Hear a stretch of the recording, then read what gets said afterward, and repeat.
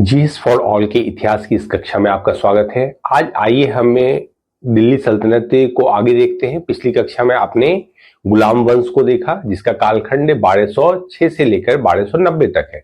उसके बाद जलालुद्दीन खिलजी ने कैमूर की हत्या करके देखा जाए तो खिलजी वंश की स्थापना की थी। और अब आइए हम खिलजी वंश को देखते हैं। खिलजी एक्चुअली खिलजी क्रांति कहलाती है। इसका मूल कारण है कि तुर्की सरदारों का यानी तुर्की अमीरों का दिल्ली सल्तनत में वर्चस्व स्थापित हुआ था और एकाधिकार सिर्फ तुर्की जाति के ही लोग थे। इतिहासकारों का कहना है कि ये तुर्की तो थे लेकिन यह अफगानिस्तान क्षेत्र में तुर्की से आकर ये बस गए थे, खासकर हेलमंद घाटी के क्षेत्र में, और इन्होंने अफगानी रीति रिवाज आदि को सीख लिया था। बाद में यह गजनी एवं महमूद गजनी और मोहम्मद गोरी के आक्रमण के समय यह भारत आ गए और भारत में यह सैनिक के ओहदे में तैनात हो गए, यानी वहां दिल्ली सल्तनत की नौकरी कर ली और इसी में से खिलजी का उद्भव हुआ। और देखा जाए कि दिल्ली सल्तनत की स्थिति 1290 तक आते आते बड़ी दयनीय हो गई थी, जिसमें देखा जाए तो तुर्की सरदारों का काफी वर्चस्व था। इसी को तोड़ने के लिए अफगानी तुर्की कहते हैं कि अफगानी तुर्की यह खिलजी वंश के लोग थे। तो तुर्की अमीर वर्ग की सत्ता पर एकाधिकार स्थापित हो गया था। कहा जाए तो तुर्की का एकाधिकार जो स्थापित हो गया था गुलाम वंश के समय, उसे खिलजियों ने तोड़ा, इसीलिए इसको खिलजी क्रांति के रूप में जानते हैं। इसका कालखंड देखा जाए तो 1290 से 1320 तक है। देखिए 13 जून 1290 को जलालुद्दीन फिरोज खिलजी ने खिलजी वंश की स्थापना की और राजधानी इसकी बनाई किलोखड़ी, मतलब दिल्ली के नजदीक ही है किलोखड़ी। 1296 ईस्वी में इसके भतीजे एवं दामाद अलाउद्दीन खिलजी ने इसकी हत्या छल पूर्वक कड़ा मानिकपुर में कर दी थी। ये देखा जाए तो कड़ा मानिकपुर में यह अपने भतीजे को बधाई देने के लिए आता है, क्योंकि रामचंद्र, देखिए देवगिरी के रामचंद्र देव पर अलाउद्दीन खिलजी को विजय अभियान के लिए भेजा था और वह इसमें सफल भी हो गया था। अर्थात मुस्लिम का प्रथम दक्षिण की ओर आक्रमण इसी क्षेत्र देवगिरी पर हुआ था। आप पढ़े थे, देवगिरी के यादव थे, और जो दक्षिण भारत पर प्रथम मुस्लिम आक्रमण एवं विजय थी उसको बधाई देने के लिए कड़ा मानिकपुर जलालुद्दीन खिलजी पहुंचा, लेकिन धोखे से या छल पूर्वक कहा जाता है कि अपने चाचा की और अपने ससुर की, ये दामाद और यह भतीजा दोनों था, तो इसने इसकी हत्या कर दी और फिर यह अपने को स्वयं सुल्तान घोषित कर दिया। तो ये आप ध्यान रखिएगा, 1290 में ही स्थापित हुआ था और 1296 तक जलालुद्दीन खिलजी का कालखंड रहा और 1296 के बाद अलाउद्दीन खिलजी ने दिल्ली सल्तनत की बागडोर संभाली। पूर्व में अलाउद्दीन खिलजी ने अपने चाचा या ससुर की हत्या कर दी और फिर देखा जाए तो 12 अक्टूबर 1296 को अलाउद्दीन खिलजी ने दिल्ली के सुल्तान का पद ग्रहण किया। तो कड़ा मानिकपुर आप जानते हैं कि वह यूपी में स्थित है, यानी यूपी का इलाहाबाद या प्रयाग का जो क्षेत्र है, प्रयागराज का क्षेत्र है, वो कड़ा मानिकपुर कहलाता है। इसमें भी आप ध्यान रखिएगा, कड़ा मानिकपुर का वह गवर्नर था।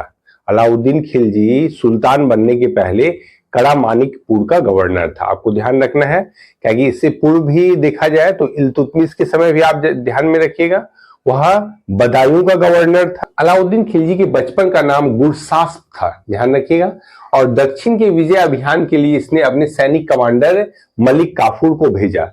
अलाउद्दीन खिलजी ने 1296 में सत्ता ग्रहण की और 1298 में इसका गुजरात के विरुद्ध अभियान होता है। और गुजरात में आप जैसे कि पिछली कक्षा में पढ़े हैं, वहां चालुक्य या सोलंकी वंश के बाद बघेल वंश का शासन होता है और बघेल के राजा उस समय कर्ण होते हैं और उसी समय अलाउद्दीन खिलजी का कैम्बे क्षेत्र पर आक्रमण होता है और वहीं एक हिजरा कहा जाता है, मलिक काफूर पकड़ा गया था, मतलब मलिक काफूर को खरीदा गया 1000 दिनार देकर, इसलिए इसे 1000 दिनारी भी कहा जाता है मलिक काफूर को। और इसकी सैनिक प्रतिभा से प्रभावित होकर दक्षिण अभियान के लिए अलाउद्दीन खिलजी ने इसे दक्षिणी में अभियान के लिए सेनापति नियुक्त किया था, तो ध्यान में रखिएगा। और अलाउद्दीन खिलजी ने मलिक याकूब को दीवानी रियासत नियुक्त किया। दीवानी रियासत होता है व्यापारियों पर नियंत्रण की पूरी व्यवस्था रखने वाले जो अधिकारी या मंत्री होते हैं उसे दीवाने रियासत कहा जाता है, ध्यान रखिएगा इसको भी। और अलाउद्दीन खिलजी ने सेना को नकद वेतन देने की व्यवस्था की एवं इसे अस्थायी सेना की भी व्यवस्था की। आप इससे पूर्व देखे थे इल्तुतमिश ने जो जब दिल्ली सल्तनत को व्यवस्थित रूप दिया था तो उस समय इक्तादारी प्रथा शुरू की। इसमें एक ही जमीन का टुकड़ा सैनिक के या गैर सैनिक के जो कमांडर, ये सिविल जो अधिकारी होते थे या मिलिट्री अधिकारी होते थे, जो एक ही व्यक्ति होता था उसे प्रशासन के लिए जमीन का एक बहुत बड़ा टुकड़ा दे दिया जाता था और उसी के राजस्व यानी लगान से वह सैनिक की व्यवस्था की पूर्ति करता और जब सैनिक की आवश्यकता होती सुल्तान को तो वही इक्तेदार से वह सैनिक लेता था।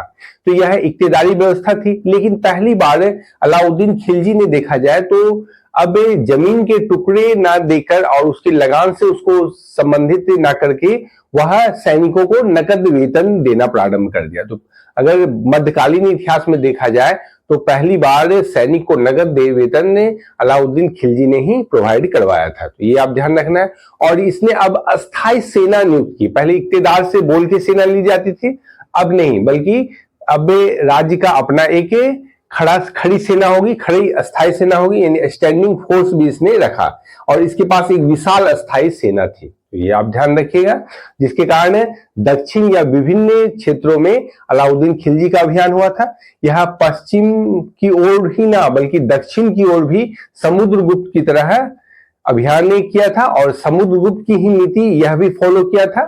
जैसे वहां कर लेकर दक्षिण के राज्यों को वहां शासन ने करने दिया, मतलब कर जो देते थे उस पर वह दिल्ली सल्तनत के अधीन माना जाता था और कर नहीं देने पर फिर उस पर दिल्ली के सुल्तान के द्वारा हमला की जाती थी। ये ध्यान आप रखिएगा। भारत में ये देखा जाए मध्यकाल में तो सैनिकों का हुलिया लिखने एवं में घोड़ा दागने की प्रथा की शुरुआत अलाउद्दीन खिलजी ने करवाई थी। इसने अपने सैनिक के रिफॉर्म के लिए ऐसा काम किया था। लोग क्या करते थे कि अपनी जगह किसी दूसरे को लगा के काम चले जाते थे, जैसा कि आज भी देखा जाता है।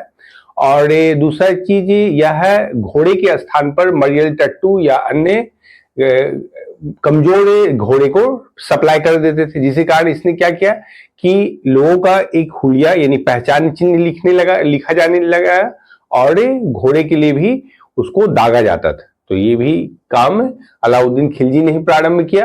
तो मतलब आइडेंटिफिकेशन अगर सैनिक के तंत्र में शुरुआत किया तो इसने अलाउद्दीन खिलजी ने किया। वह दिल्ली का पहला शासक था जिसने खराज यानी लैंड टैक्स 50% वसूला। यानी अभी तक किसी ने 50% लैंड टैक्स नहीं वसूला था, यह पहला शासक हुआ। जैसा कि आप जानते हैं इससे पहले देखा जाए तो 1/4 भाग 1/3 भाग लिया जाता था, जबकि शरीयत के अनुसार भी देखा जाए तो अधिक से अधिक 33% हो सकता है।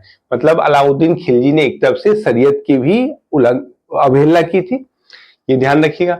और खम्स यानी लूट का जो धन होता था वह 1/4 के स्थान पर 3/4 कर दिया, इसमें भी वृद्धि कर दी हो। और 2 नवीन कर का सृजन किया, एक चढ़ी या चढ़ाई कर जो दुधारू पशुओं पर कहीं कहीं देख दिया हुआ है और यह एक्चुअल चारागाह पर लगता था, ये ध्यान रखिएगा। और गढ़ी कर यानी घरों एवं झोपड़ी के लिए कर लगता था, जो कि साल में एक बार देना होता था। और मतलब हाउस टैक्स से पहली बार अगर कोई किसी ने इम्पोज किया भारत में तो यह अलाउद्दीन खिलजी ने ही किया था। देखिए भारत में पहली बार यह टैक्स आया था। और यदि आप कर को देखिएगा तो उस समय जो कर दिए जाते थे, देखिए जकात एक होता था जो कि धार्मिक कर है, जो कि मुस्लिम से ही के द्वारा दिया जाता था। मतलब वैसे मुस्लिम में कर देते थे जो कि योग्य हो, ये मतलब जिनकी आय का जरिया हो। और बेरोजगार और जो कमजोर वर्ग के लोग हैं वो जकात मना किया गया है कुरान हदीस में। और देखिए धार्मिक कर था 2.5% यानी मुस्लिम से लिया जाता था। उर्स था 5 से 10%, यह मुस्लिम किसानों से लिया जाता था।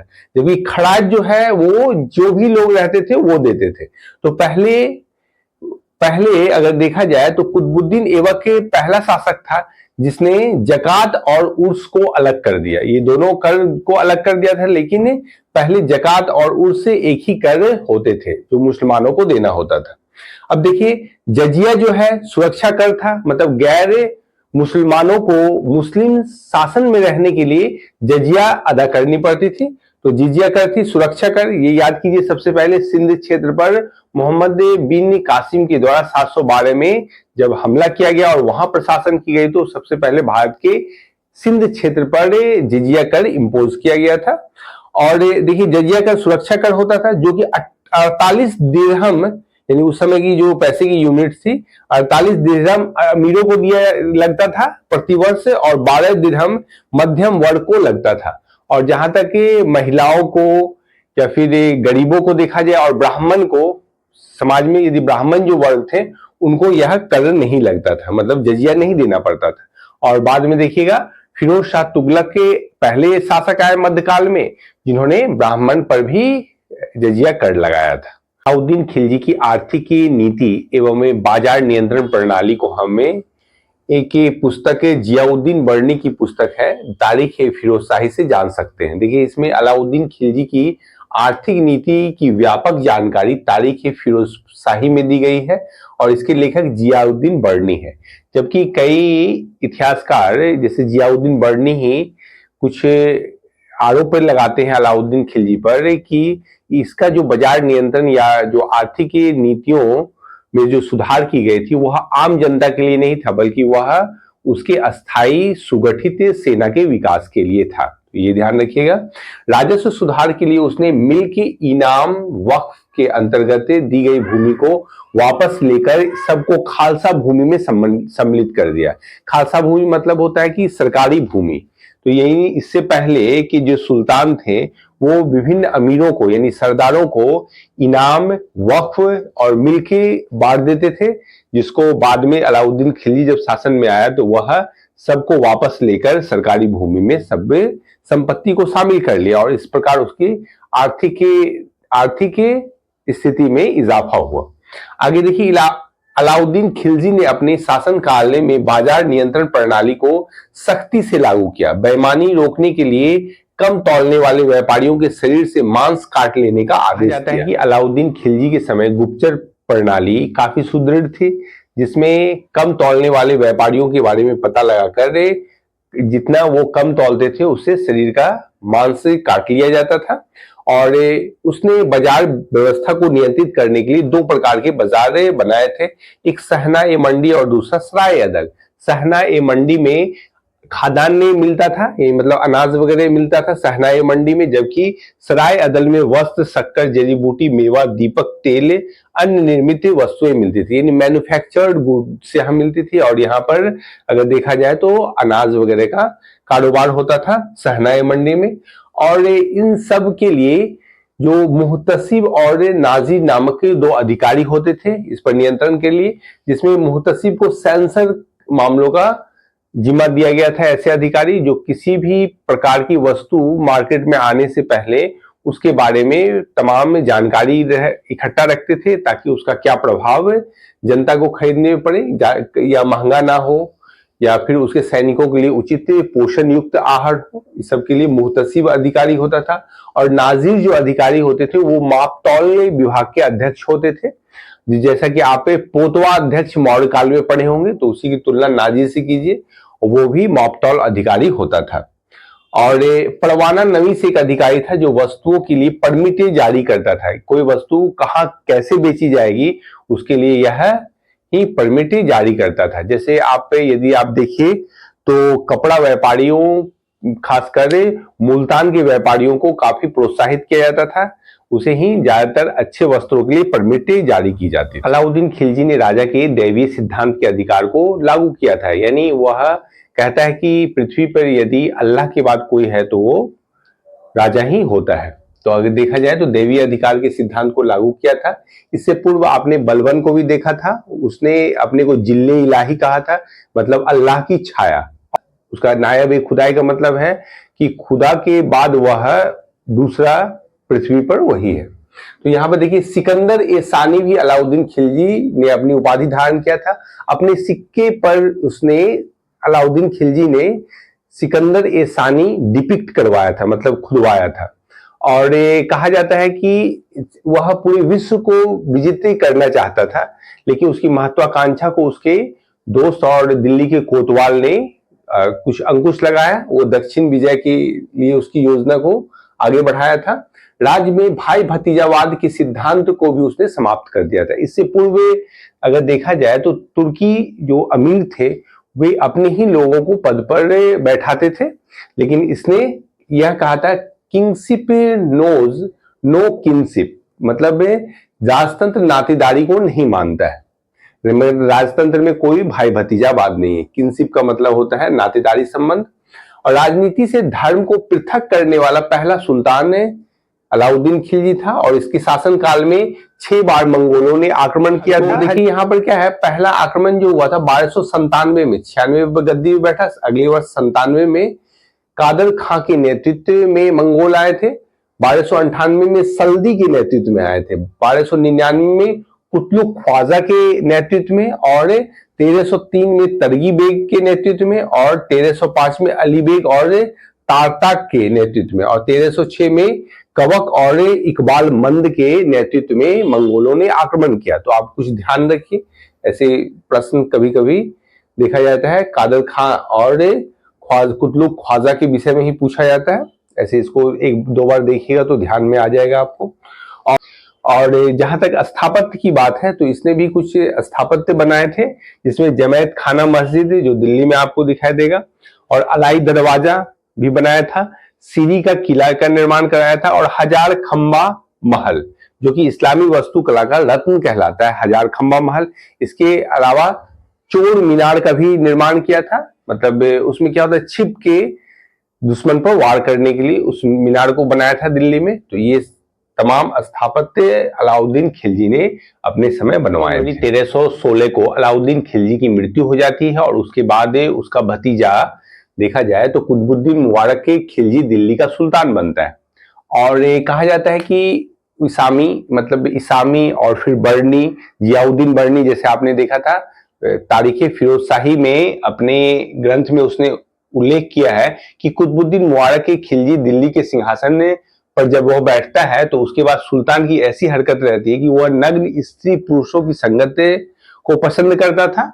और बर्नी यहां तक कहता है कि कभी कभी सुल्तान नग्न होकर दरबारियों के बीच दौड़ा करता था, और इसने खलीफा की उपाधि धारण की थी। तो ये ध्यान में रखिएगा, प्रश्न इससे पूछे जाते हैं कि दिल्ली सल्तनत का कौन सा सुल्तान था जिसने अपने को स्वयं को खलीफा घोषित कर दिया, यानी ये बाहर से किसी खलीफा की मान्यता का मोहताज नहीं रहा था।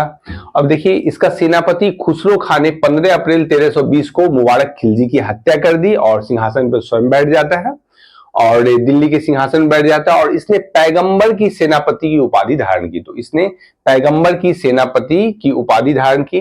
कहा जाता है खुसरो खां कुतुबुद्दीन मुबारक खिलजी का सेक्सुअल पार्टनर था। और कहा, जहां तक सुल्तान की बात है तो कुतुबुद्दीन मुबारक के खिलजी के बारे में कही जाती है कि यह सुल्तान यानी होमोसेक्सुअल सुल्तान था। अलाउद्दीन खिलजी के बाजार नियंत्रण में 2 टर्म और देख लीजिए, एक है बरीद और दूसरा है मुनिहान।